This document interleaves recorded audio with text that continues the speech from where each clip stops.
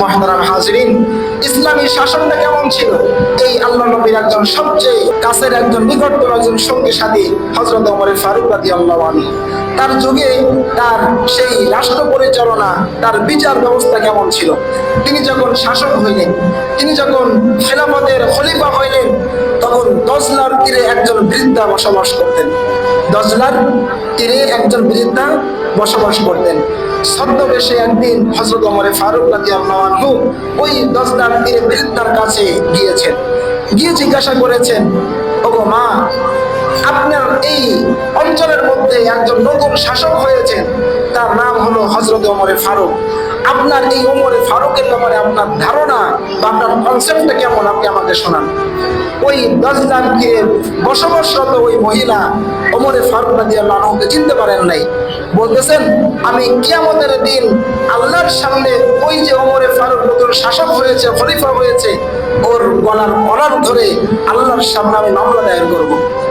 ওমর ফারুক রাদিয়াল্লাহু আনহু বলে যে, কি কারণে আপনি আল্লাহর সামনে ওমর ফারুকের গলার ধরবেন আর মামলা দায়ের করবেন, আমাকে একটু শোনাবেন? বলতেছে, হ্যাঁ শোনাবো।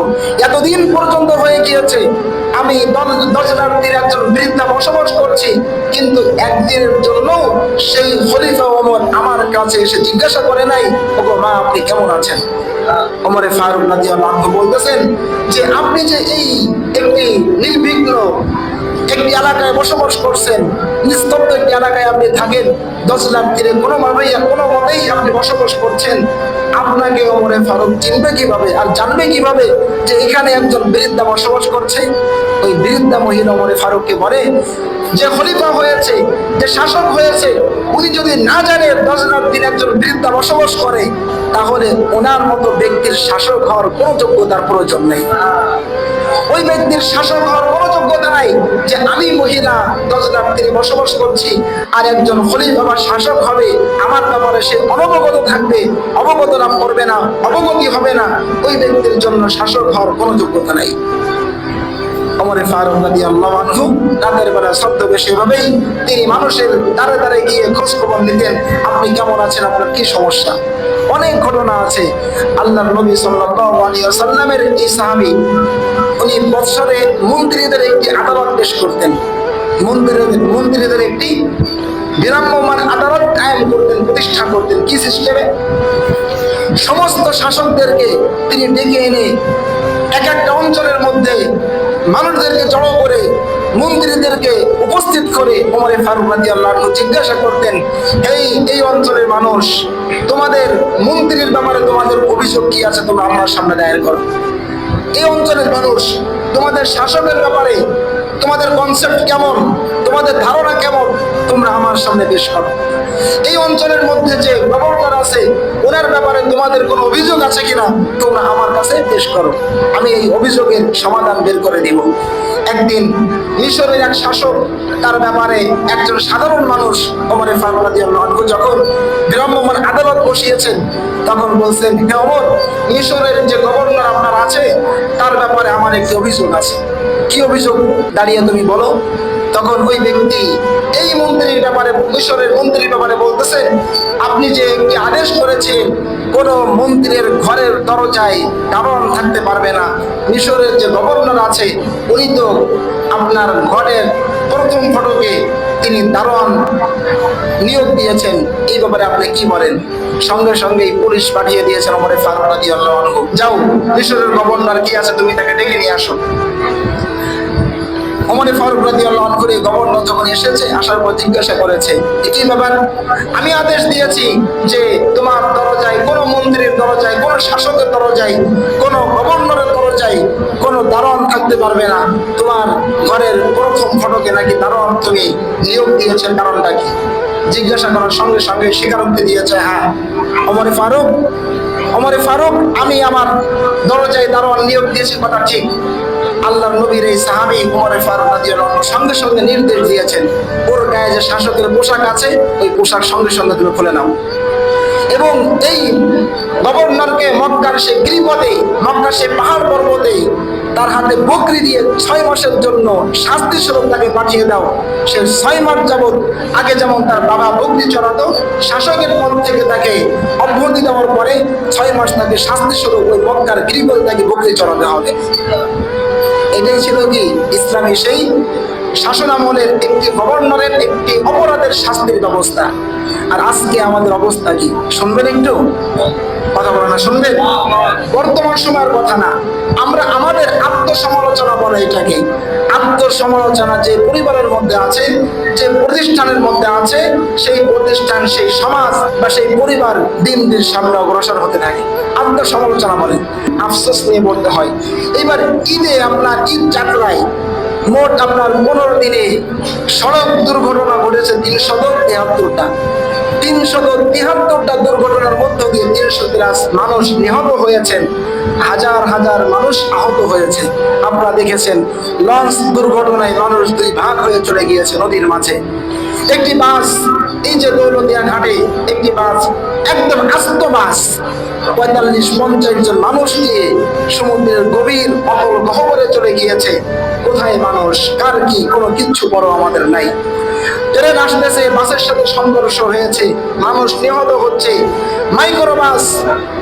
মাইক্রোবাস মানুষ অ্যাক্সিডেন্ট করতেছে, নিহত হচ্ছে।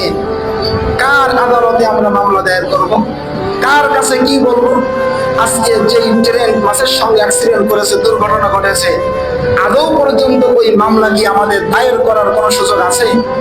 যে লঞ্চের সঙ্গে আরেকটি লঞ্চ ধাক্কা খেয়ে একাধিক মানুষ জায়গায় 2 ভাগ হয়ে একদম পিষ্ট হয়ে গিয়েছে, কিমা হয়ে গিয়েছে, নদীর মাঝে চলে গিয়েছে, মাছের খাদ্য হয়ে গিয়েছে, আজও পর্যন্ত কি ওই নাবিকের ব্যাপারে মামলা দায়ের করার সুযোগ আমাদের আছে? যে বাস সমুদ্রের অতল গহ্বরে চলে গিয়েছে, ওই বাস মালিক হোক বা ড্রাইভার হোক বা হেল্পার হোক, তাদের ব্যাপারে মামলা দায়ের করার কোনো সুযোগ কি আমাদের আছে? হযরত ওমর ফারুক রাদিয়াল্লাহু আনহু একদিন কথাই বলেন, লাউ আসরাত বাগলাতুন বিল উরাকি লা সাআলানি আল্লাহু আনহা লিমা লাম তুসাউযিলহা আত-তরিকা ইয়া উমর। আল্লাহর নবীর সাহাবী ওমর ফারুক রাদিয়াল্লাহু আনহু বলেন, যদি ইরাকের রাস্তা দিয়ে কোনো একটি খচ্চর যাওয়ার সময় শুধু পা পিছলে পড়ে যায় রাস্তা খারাপ হওয়ার কারণে, আমি ওমর ভয় করে কিয়ামতের দিন ওই খচ্চর আল্লাহর সামনে মামলা দায়ের করবে, হে ওমর তুমি রাস্তা ভালো করো নাই, এই জন্য আমি ইরাকের ওই মাটিতে চলতে গিয়ে পড়ে গিয়েছিলাম, পা ভেঙে গিয়েছিল, আল্লাহর সামনে তুমি কি জবাব দেবে? ওমরে ফারুক ভয় করতেন যদি ইরাকের রাস্তা দিয়ে কোনো খচ্চর চলতে গিয়ে পড়ে গিয়ে পা ভেঙে যায়, অসুস্থ হয়ে যায়, আল্লাহ কিয়ামতের দিন আমাকে জিজ্ঞাসা করবেন, হে ওমর কি কারণে তুমি রাস্তাটা ভালো করো নাই, এই খচ্চর পড়ে গিয়ে পা ভেঙে গিয়েছে। আর আজকে 300+ মানুষের প্রাণহানি হয়েছে, হাজার হাজার মানুষ আহত হয়েছে, শত শত মানুষ নিহত হয়েছে। সংসদে কয়েকদিন আগেই আমাদের সড়ক পরিবহন আর সেতু মন্ত্রী দাঁড়িয়ে বলে, আগের তুলনায় আমাদের এবারে ঈদ যাত্রা স্বস্তিদায়ক হয়েছে। অপর পক্ষের একজন মন্ত্রী দাঁড়িয়ে বলতেছে, যদি 300+ মানুষ নিহত হওয়ার পরে, হাজার হাজার মানুষ আহত হওয়ার পরে আপনার ঈদ যাত্রা যদি স্বস্তিদায়ক হয়, তাহলে কত হাজার কত লাখো মানুষের প্রাণ নিহত আহত হওয়ার পরে আপনার ঈদ যাত্রা অস্বস্তিদায়ক হবে। কথাটা বোঝেন নাই? আবার বলছি বোঝার জন্য। একজন আমাদের বর্তমানের সময়ের কথা বলছি না, আমাদের প্রত্যেকের কথাই বলছি, আমাদের পরিবারের কথা, সমাজের কথা, রাষ্ট্রের কথা, দেশের কথা আত্মসমালোচনা করছি। একজন মন্ত্রী, সড়ক পরিবহন ও সেতু মন্ত্রী দাঁড়িয়ে বলতেছে যে এবারের ঈদ যাত্রা মানুষের চলাচল, বাড়িতে যাওয়া আসার মধ্য দিয়ে অন্যান্য ঈদের থেকেও বেশি স্বস্তিদায়ক হয়েছে। আরেকজন অপর পক্ষে দাঁড়িয়ে বলতেছে, হে মন্ত্রী সাহেব, 300+ মানুষের প্রাণহানি হয়েছে, হাজার হাজার মানুষ আহত হয়েছে, এক একটা পরিবারের থেকে একজন মানুষ চলে গিয়েছে। আপনারা সকলেই মিডিয়ার জগতে দেখেছেন যে বাসটি দৌলতিয়া ঘাটে ডুবে গিয়েছে, কারোর সন্তান, বাবা নিচে নামছে কিছু নেওয়ার জন্য, সন্তান সমুদ্রের গহ্বরে চলে গিয়েছে। একজন বাবা, একজন স্বামী তার স্ত্রী সন্তানদেরকে নিয়ে ঢাকায় আসতেছে, ইতিমধ্যেই স্ত্রী সন্তান সহ সমুদ্রের অতল গহ্বরে চলে গিয়েছেন। কোনটার কথা বলবো? একজন মা সন্তানকে জানালার ফাঁক দিয়ে বের করে দিয়েছেন, সন্তান নদীর তীরে দাঁড়িয়ে দাঁড়িয়ে বলতেছে, ওগো মা, আপনি তো আমাকে বের করে দিলেন, আপনি কেন আসতেছেন না? অনেক বোন, অনেক মা, অনেক বাবা আহাজারি করতেছে। আমার 13 পারা হাফেজা সেই মেয়েটি সমুদ্রের নিচে চলে গিয়েছে, সে তো সাঁতার কাটতে পারে না, আমার কি হবে, আমার সন্তানকে কোথায় খুঁজে পাবো? এভাবেই মৃত্যু হওয়ার পরে একটা প্রাইভেট কার আপনার কুমিল্লা থেকে ঢাকায় আসতেছে, সড়ক দুর্ঘটনার মধ্য দিয়ে পুরো ফ্যামিলি সহ সকলে ইন্তেকাল করেছেন। এই মামলা দেওয়ার মতো আদালত আমাদের বাংলাদেশ নয়, বিশ্ব কোথাও নাই।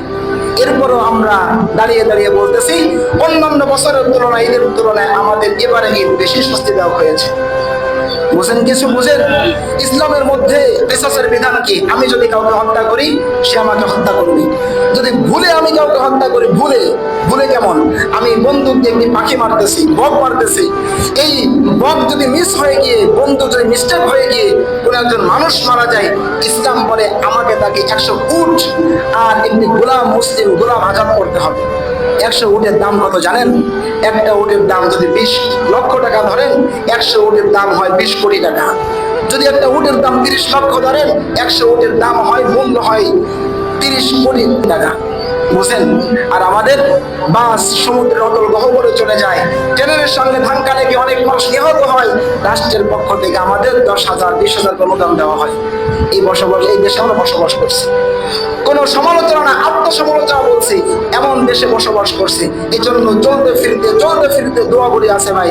আপনি গাড়িতে ওঠার সময় বলেন, বাড়ি থেকে যখন বের হচ্ছেন বলেন বিসমিল্লাহি তাওয়াক্কালতু আলাল্লাহ লা হাওলা ওয়ালা কুওয়াতা ইল্লা বিল্লাহ। গাড়িতে উঠছেন, দোয়াগুলি শিখান বাচ্চাদেরকে, সুবহানাল্লাযী সাখখারা লানা হাযা ওয়া মা কুন্না লাহু মুকরিনিন ওয়া ইন্না ইলা রাব্বিনা লামুনকালিবুন। সকাল সন্ধ্যা আমলগুলি বাচ্চাদেরকে শিখান। আল্লাহ রাসূল সাল্লাল্লাহু আলাইহি ওয়াসাল্লাম বলেছেন, যে ব্যক্তি বাড়ি থেকে বের হওয়ার সময়, যানবাহনে ওঠার সময় আমার সুন্নাহগুলি আদায় করতে পারবে, আমি তাকে দুর্ঘটনা থেকে তাকে নিরাপত্তা দেব ইনশাআল্লাহ। এজন্য নিজেরাও শিখবো, বাচ্চাদেরকে শেখাবো ইনশাআল্লাহ তাআলা। আল্লাহ পাক রব্বুল আলামিন আমাদেরকে আজকের এই আলোচনা থেকে আত্মসমালোচনা নিয়ে কিছু শিখার এবং আমল করার তৌফিক দান করেন। ওয়া মা আলাইনা ইল্লাল বালাগ। আসসালামু আলাইকুম ওয়া রাহমাতুল্লাহ।